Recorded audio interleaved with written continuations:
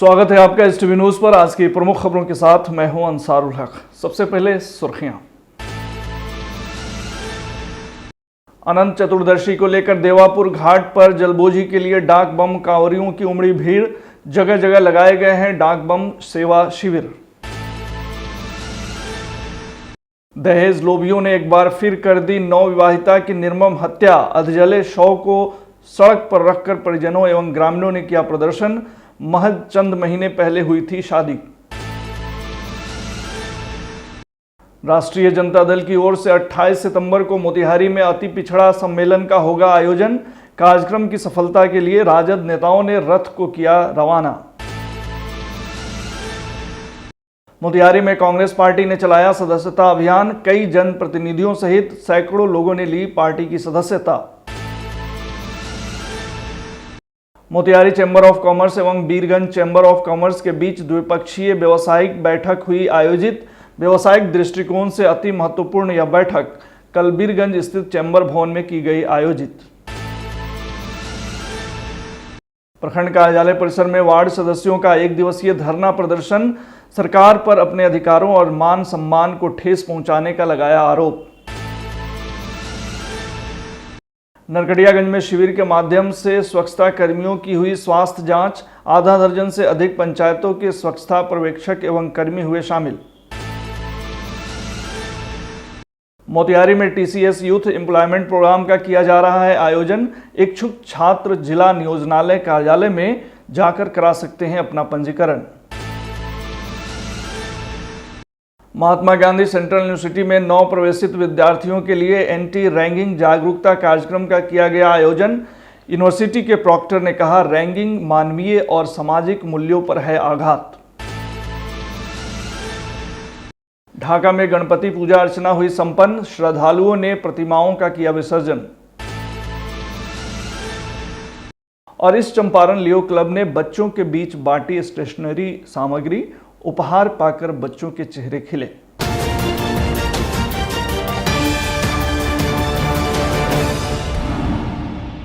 अनंत चतुर्दशी को लेकर आज बागमती नदी और लाल बकिया नदी के संगम स्थल देवापुर घाट पर जलबोझी करने के लिए डाक बम कांवरियों की अच्छी खासी भीड़ देखी गई। गौरतलब है कि देवापुर घाट से जलबोझी करने के पश्चात सभी डाक बोल बम पूर्वी चंपारण के अरेराज स्थित सोमेश्वर नाथ शिव मंदिर में जलाभिषेक करेंगे। वहीं दूसरी ओर कई डाक बम कांवरिया अपने आसपास के गांवों के शिवालय मंदिरों में भी जलाभिषेक कर रहे हैं।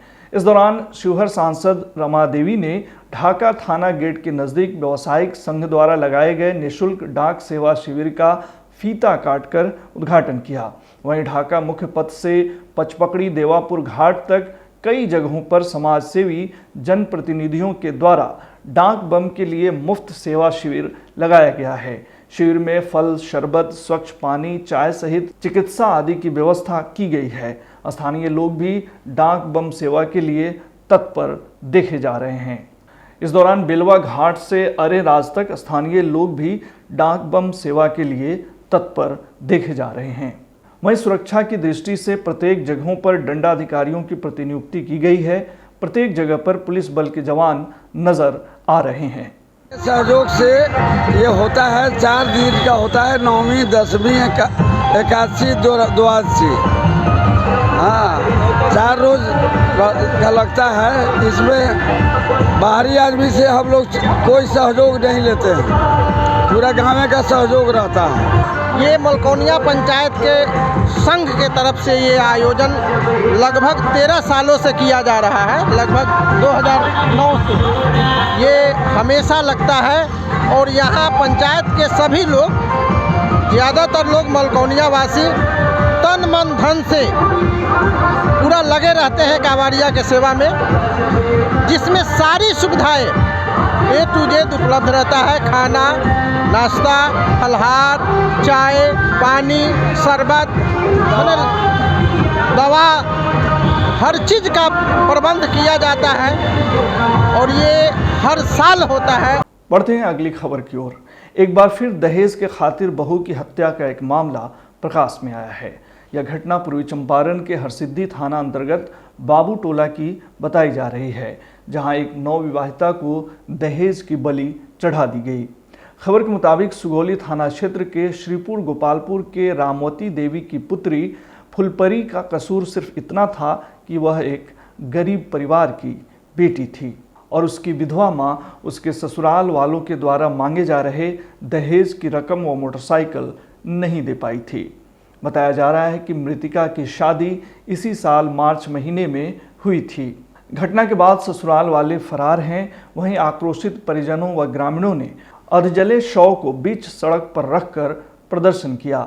इस पूरे घटना के संबंध में क्या कुछ कह रहे हैं डीएसपी, आइए सुनते हैं। दिनांक 24/9/23 को हरसिद्धि थाना अंतर्गत बाबूटोला गांव में एक नवविवाहिता फुलपरी देवी की हत्या उनके ससुराल वाले द्वारा कर दी गई और हत्या के उपरांत उनका शव जो है स्थानीय बगीचा में जलाया जा रहा था। तत्पश्चात पुलिस और परिजन वहां पहुंचकर शव अर्धजला स्थिति में बरामद किया गया और उसको एफएसएल जांच के लिए मुजफ्फरपुर भेज दिया गया। तत्काल उसके पति एवं अन्य 8 पर प्राथमिकी दर्ज है, छापेमारी की जा रही है और इसमें जल्द से जल्द अभियुक्तों की अरेस्टिंग हो जाएगी। 5 लाख रुपया मांगले बोले एगो मोटरसाइकिल, हम कहाँ से दी? गरीब आदमी कहाँ से दी? हनु तो मार के बेला दिलक लो, फेन गईलन जाके बोला के लिए अलन पोल्हा सोला के जे कुछ ना हो चल, कुछ ना हो चल, फेन बोला के लिए फेन मार के बेला दिलक लो, फौसरी लगा दिलक लो। उनकर मातारी फौसरी ओढ़नी से फांस देली, पाला ढा के हई ढकेल के फुला दलरली, अंगुरी मुचका दलरली। उ बैठुआ के निमन कहनी अब फिर गई हन, फेन पोल्हा सोल्हा दुआर पर 2 आदमी रहे, बहस वहस भइल। ओहि में मेहरारुए 4 मर्द मानुष केहू ना घरे रहे। हरिया भइल, लगले बोले जे अब कुछो ना होई, अब हैंग करतानी होंगे करतानी, अब कुछ ना होई, हम बोला के ले चलतानी, अब हम बानी सहारा, हम कुछो ना करे दे। आ फेन हो दे बाबू हमार परसंग आवली हो दादा तले हमरे बाबू के बर मुआ दलसन फोन में लगावा तले बाबू हमार ना की उठावत। आगामी लोकसभा चुनाव को देख राजनीतिक पार्टियों ने जोर आजमाइश शुरू कर दी है और लोक लुभावन कार्यक्रमों की तैयारियों में जुट गए हैं। इसी कड़ी में राष्ट्रीय जनता दल की ओर से अति पिछड़ा सम्मेलन का आयोजन मोतिहारी स्थित बापू सभागार में 28 सितंबर को किया जा रहा है। इसको लेकर राजद नेताओं ने अति पिछड़ा एवं पिछड़ा समाज के लोगों को गोलबंद करने एवं कार्यक्रम की सफलता को लेकर एक साथ कई जागरूकता रथ को रवाना किया। इस अवसर पर अनुसूचित जाति जनजाति आयोग बिहार सरकार के अध्यक्ष व पूर्व विधायक राजेंद्र राम, राजद जिला अध्यक्ष व विधायक मनोज यादव सहित अन्य नेताओं ने रथ को हरी झंडी दिखाकर रवाना किया। राजद नेताओं ने कहा कि आगामी लोकसभा के चुनाव में चंपारण से भाजपा का सफाया कर दिया जाएगा।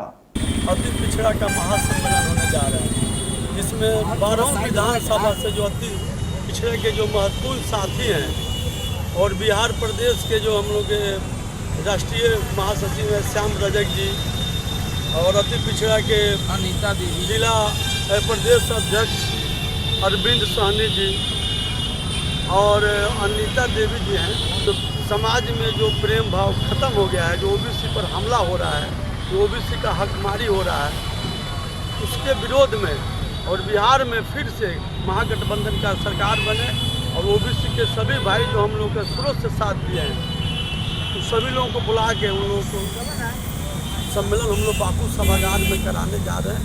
उसी की तैयारी में जो हम लोग आज में सर्किट हाउस में थे।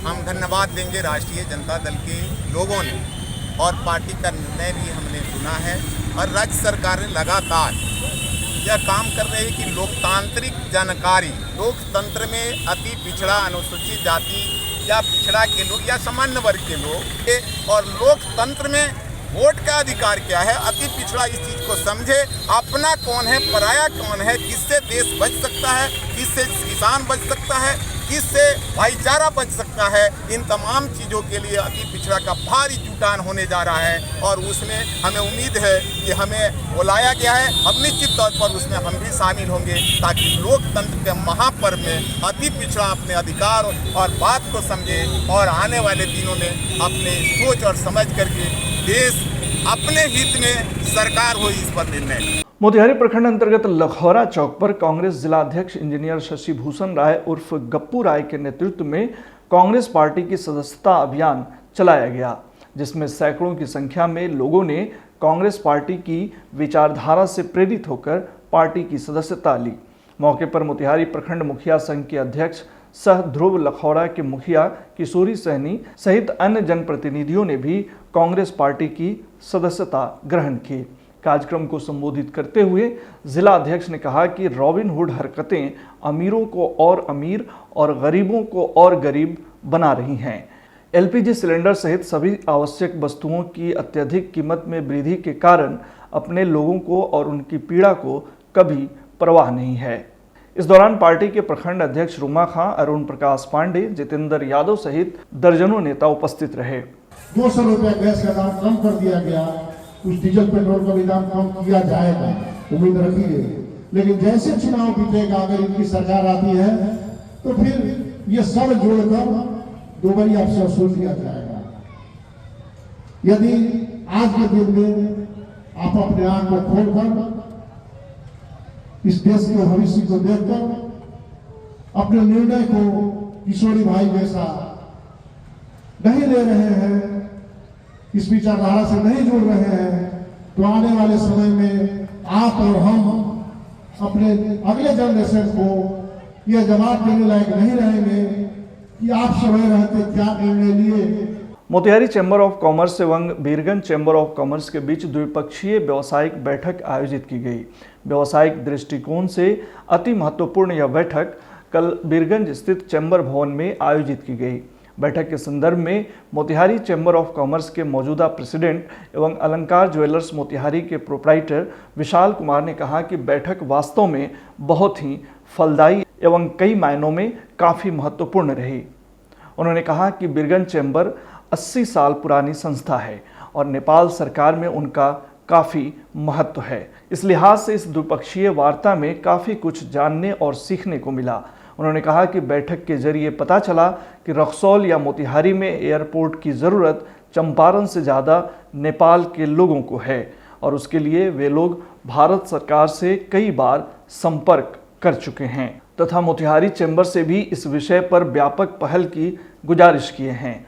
बैठक में मोतिहारी चैम्बर ऑफ कॉमर्स के डॉक्टर विवेक कुमार, वीरेंद्र जलान, संजय जायसवाल एवं बीरगंज चैम्बर ऑफ कॉमर्स के अध्यक्ष अनिल कुमार अग्रवाल सहित कई लोग मौजूद थे।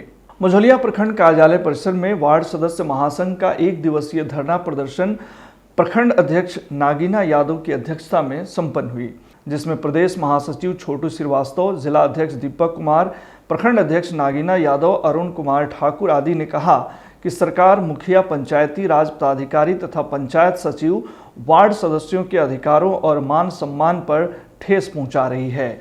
वे वार्ड सदस्यों की अनदेखी करते हुए मनमाने ढंग से पंचायत विकास योजनाओं का चयन कर अपने ढंग से क्रियान्वित करते हैं। वहीं वक्ताओं का कहना था कि अगर हमारी मांगें पूरी नहीं हुई तो आगामी चुनाव में वार्ड सदस्य महासंघ सरकार को गद्दी से उतार फेंकने का प्रयास करेगी। गौरतलब है कि आगामी 3 अक्टूबर को वार्ड सदस्य महासंघ के जिला मुख्यालय बेतिया में धरना प्रदर्शन आयोजित किया जाएगा, जिसको सफल बनाने की अपील की गई। इस धरना प्रदर्शन में प्रखंड क्षेत्र के वार्ड सदस्य शामिल थे।